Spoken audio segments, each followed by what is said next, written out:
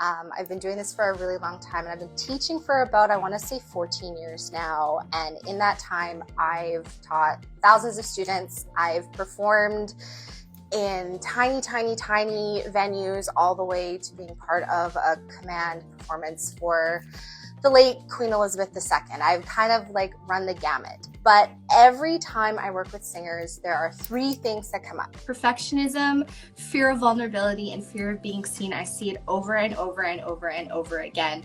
And I noticed, like, even when I was looking online and I was kind of in a rut with my own singing, I saw like lots of different programs and things out there, but I wasn't seeing any kind of programming that was like really tackling the deep stuff that I was seeing coming up in lessons with my students, and also supporting them in building their voice from like a technical standpoint. It was like a real gap. And so that's why I decided to start doing soul to soul singing. You get like 90 minutes of time online with me instead of like just 45 minutes to an hour. There's an entire library of vocal exercises. Every day you'll know exactly which ones you need to practice. You get to upload the music that you're working on, and you'll be given music to work on each week. Then you get private one-to-one feedback with me. There's lots of like videos available to like help you really visualize and see different technical things. I've written like a book that is connected to the course and works through everything, so you get to work through that. In that book, it talks not only about developing your voice, but about things like how your voice is connected to your inner child, how somatic work affects your voice, how your nervous system, how your emotions affect your voice, how these pieces of our shadow affect our voice, you know, like that hidden stuff in our psychological and emotional backpack, if you will. Here's my pep talk. We have to be really honest that singing it's vulnerable. It's you putting a piece of your soul out there, and it's normal to feel scared and worried and afraid that you're gonna mess up. But the thing is that we really have to remember is mistakes are part of the process.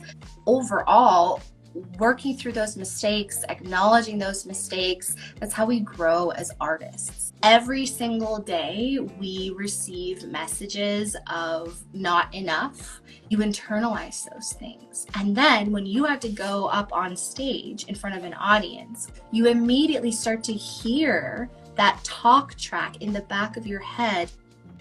When we're trying to unlearn that perfectionism, we have to give ourselves a new why. And it can't be because I need it to be perfect. Because when it's, oh, I need it to be perfect, then there's messages that we're holding on to underneath that. We get to the high note or the technique that the student is struggling with, it's falling apart, and then in unpacking it, it really ended up being like, I need to be good enough, because if I'm not perfect, if I'm not good enough, the audience doesn't accept me. Singing is about connection, not perfection. Okay, I'm gonna say that again. Singing is about connection, not perfection. There are so many different places where we're trying to build our capacity to overcome perfectionism.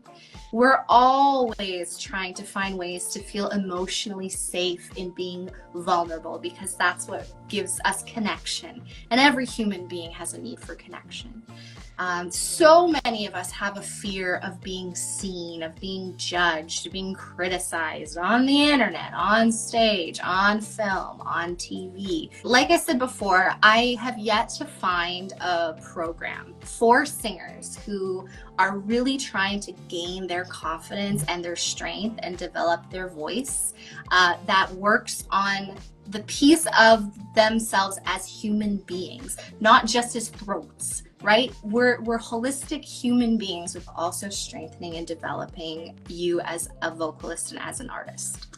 So that's why I started this, because somebody needed to do it.